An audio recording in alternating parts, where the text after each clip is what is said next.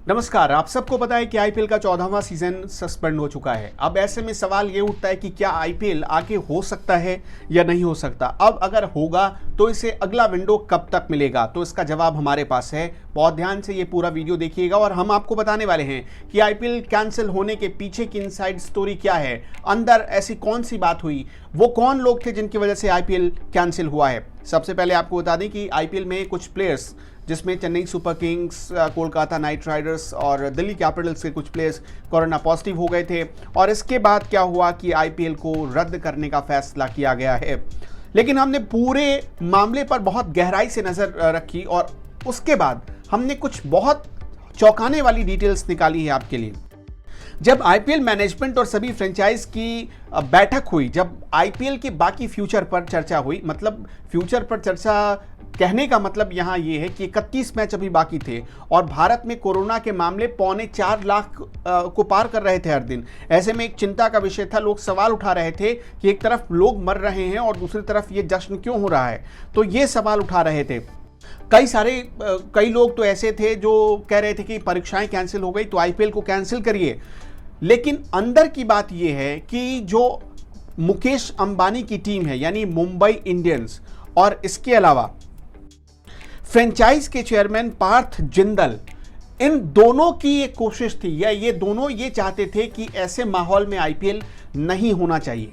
मैं फिर से यहाँ रिपीट करता हूँ कि मुकेश अंबानी, क्योंकि नीता अंबानी इस टीम को संभालती हैं, तो नीता अंबानी और पार्थ जिंदल जो कि फ्रेंचाइज टीम के मैनेजर हैं, उनकी एक कोशिश थी कि आईपीएल अब यहाँ से आगे ना बढ़े, क्योंकि भारत में जो माहौल है उससे एक नकारात्मक मैसेज जा रहा है लोगों के बीच। इसलिए आईपीएल की फ्रेंचाइज नहीं चाहती थी कि अब इसे आगे बढ़ाया जाए।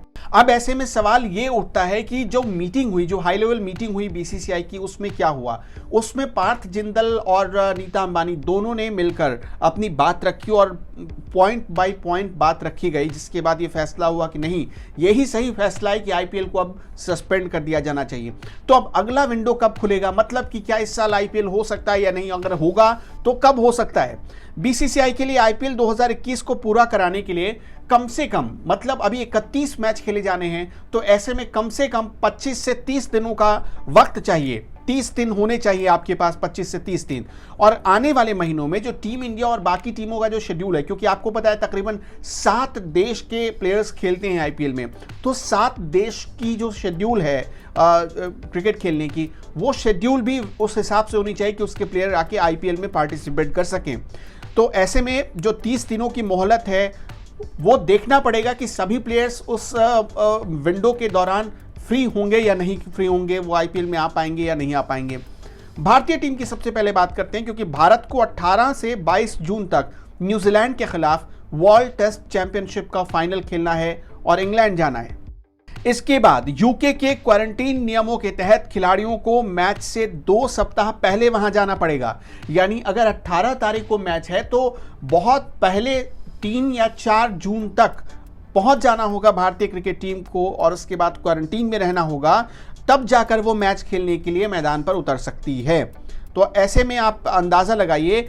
उसके बाद क्या है कि भारत को इंग्लैंड के खिलाफ टेस्ट सीरीज 4 अगस्त से शुरू हो रही है। मतलब भारत और इंग्लैंड की टेस्ट सीरीज 4 तारीख से शुरू होगी अगस्त महीने में। तो इसके लिए भी क्वारंटीन नियमों का पालन करना होगा, तो उसके लिए भी आपके पास 14 दिन और एक्स्ट्रा चाहिए। लिहाजा जून से लेकर अगस्त तक का पूरा शेड्यूल भारत का फिक्स है। इंग्लैंड के खिलाफ टेस्ट सीरीज के बाद आईपीएल के लिए एक विंडो बच रही है, और वो विंडो क्या है, हमने आपको पहले भी बताया था। 15 सितंबर से लेकर 15 अक्टूबर तक के बीच का विंडो।